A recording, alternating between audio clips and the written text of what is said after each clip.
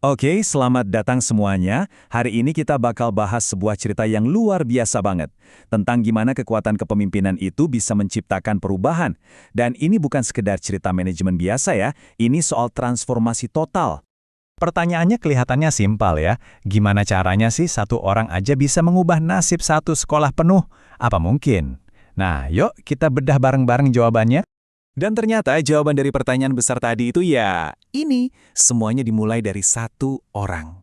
Kenalin tokoh utama kita hari ini, seorang kepala sekolah bernama Pak Bagio. Dialah titik awal dari semua keajaiban yang akan kita lihat. Oke, biar kita benar-benar paham skalanya, kita harus flashback dulu nih. Kita mundur ke tahun 2019 pas Pak Bagio pertama kali menginjakan kaki di SMPN 2 Betung. Kondisinya waktu itu, jujur aja, jauh dari kata ideal. Masalah pertama yang paling kelihatan jelas, ya ini, kondisi fisik sekolahnya. Fasilitasnya bisa dibilang sangat kurang. Bayangin aja, ruang kelas, laboratorium, sampai perpustakaan, semuanya butuh sentuhan perbaikan besar-besaran. Ini kan fondasi buat belajar, tapi fondasinya rapuh banget. Tapi, masalahnya tuh bukan cuma soal bangunan loh. Ada yang lebih penting dari itu, yaitu kondisi para siswanya. Prestasi akademik mereka waktu itu tergolong rendah. Nah, ini sinyal bahaya kan? Artinya ada sesuatu yang harus dibenahi di inti proses belajarnya. Nah, di tengah situasi yang serba menantang inilah, muncullah Pak Bagio SPD MPD. Beliau datang bukan cuma sebagai kepala sekolah baru yang menjalankan tugas. Bukan. Beliau datang dengan sebuah visi melihat ada potensi besar di balik semua kekurangan itu.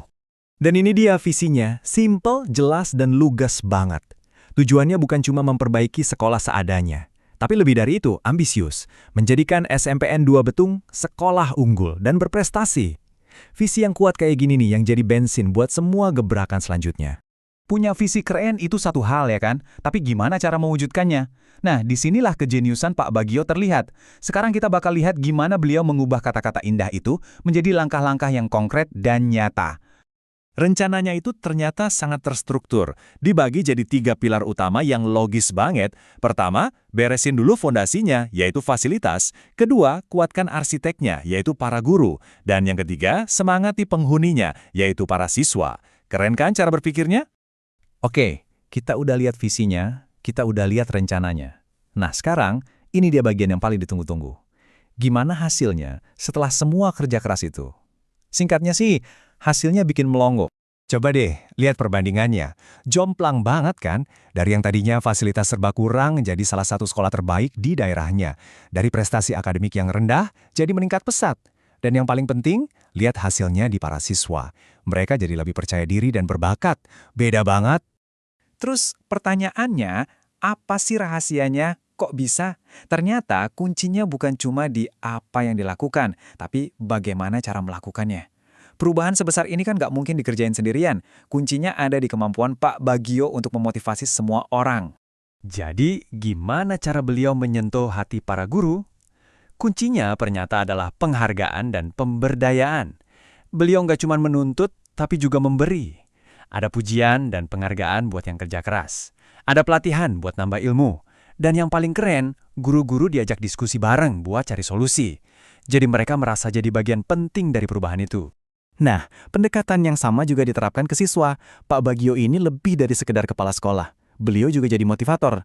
Sering berbagi cerita inspiratif, menghargai semua jenis prestasi, bukan cuma nilai di rapor, dan terus mendorong siswa buat ikut lomba. Intinya, beliau membangun karakter, bukan cuma ngejar angka. Jadi, apa sih intinya dari semua ini? Sederhana banget.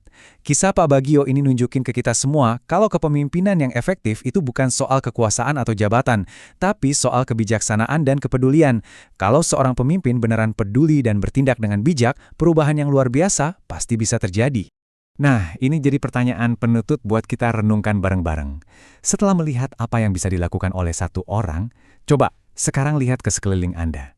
Di lingkungan kerja, di komunitas, atau dimanapun Anda berada. Siapa yang kira-kira bisa jadi Pak Bagio berikutnya?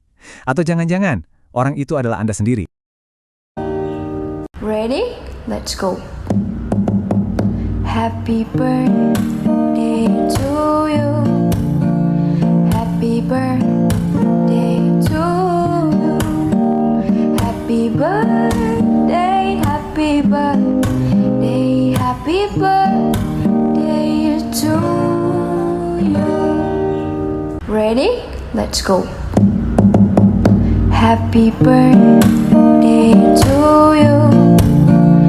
Happy birthday to you. Happy birthday, happy birthday, happy birthday.